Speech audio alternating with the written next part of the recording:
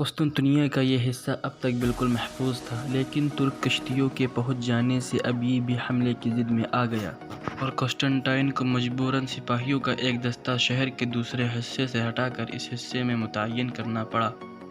لیکن اس دوران شہر کے دوسرے حصوں میں برابر حملے ہو رہے تھے، لیکن ان زبردست دیواروں پر جو کہ 1000 سال سے دشمنوں کا مقابلہ کر رہی تھی، ان حملوں کا کوئی اثر ظاہر نہ ہوا۔ آخر 7 ہفتوں کی متواتر گولہ باری کے بعد ان زبردست دیواروں میں 3 مقامات پر شگاف نمودار ہوئے اور سلطان محمد کو آخری حملے کی کامیابی کا یقین ہوا۔ چنانچہ 23 مئی 1453 کو سلطان نے قسطنطین کے پاس پیغام بھیجا کہ اگر وہ شہر کو حوالے کر دے تو عوام اور ان کی جان و مال کی حفاظت کی جائے گی اور موریہ کی سلطنت اسے دے دی جائے گی، لیکن قسطنطین نے اسے منظور نہ کیا۔ اس کے بعد سلطان نے فوج میں اعلان کر دیا کہ 9 مئی 1453 کو ہم آخری حملہ کریں گے۔ چنانچہ 20 جمادی الاولیٰ 857 ہجری کے مطابق 1453 کو فریضہ نماز فجر ادا کرنے کے بعد حملہ شروع ہوا۔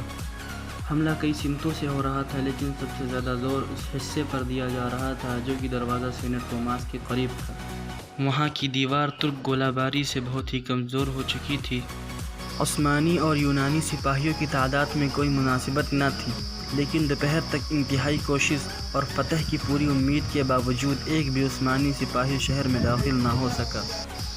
قسطنطنیہ کے شہنشاہ قسطنطین اور اس کے ساتھیوں نے اس روز حیرت انگیز شجاعت و بہادری کا ثبوت دیا، لیکن سلطان محمد بھی عزم و استقلال کے مجسمہ تھے۔ وہ ابتدائی ناکامیوں سے بددل نہ ہوئے اور اب خود سلطان ان جدید دستوں کے ساتھ آگے بڑھے۔ یونانی اس وقت تک بالکل خستہ حال ہو چکے تھے، ان میں اب تازہ حملے کی طاقت نہ تھی، لیکن اس وقت سلطان محمد اپنی پوری قوت کے ساتھ حملہ کر رہے تھے۔ جسٹینیانی جو کہ اس جنگ میں شریک تھا زخمی ہوا اور زخمی ہوتے ہی وہ شہر چھوڑ کر چلا گیا۔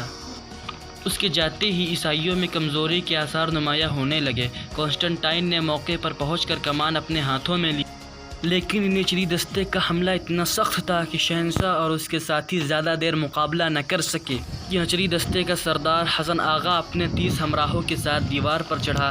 اگرچہ حسن اور اس کے 18 ساتھی موقع پر ہی شہید ہوئے، تاہم باقی کامیاب رہے اور اس کے بعد ترک دستے یکے بعد دیگرے پہنچنے لگے۔ یونانیوں کے لیے اب کوئی امید باقی نہ رہی۔ شہنشاہ قسطنطین نے اپنی پوشاک اتار کر پھینک دی اور ترک فوج کے بڑھتے ہوئے طوفان میں گھس کر ایک جانباز سپاہی کی طرح لڑتے ہوئے مارا گیا۔ چند لمحوں کے اندر شہر قسطنطنیہ پے در پے عثمانی دستوں سے بھر گیا۔ شہر میں داخل ہوتے ہی عثمانی مال غنیمت سمیٹنے لگے۔ ظہر کے قریب سلطان محمد فاتح اپنے وزراء و امرائے سلطنت کے ساتھ شہر میں داخل ہوئے۔ آیا صوفیہ کے پاس پہنچ کر وہ اپنے گھوڑے سے اترے اور اس عالی شان معبد میں داخل ہوئے جس میں 1100 سال سے 3 خداؤں کی پرستش کی جا رہی تھی۔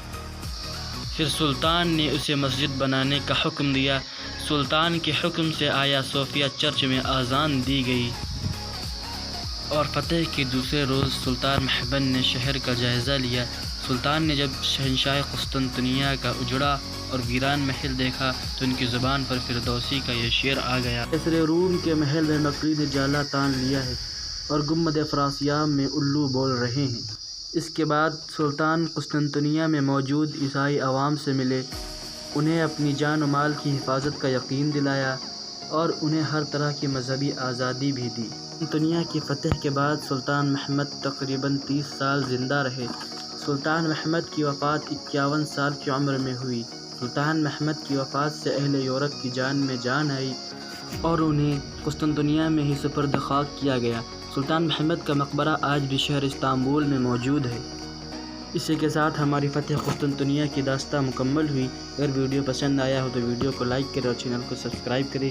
جلد ملتے ہیں آپ سے نئے ویڈیو میں، تب تک کے لیے خدا حافظ۔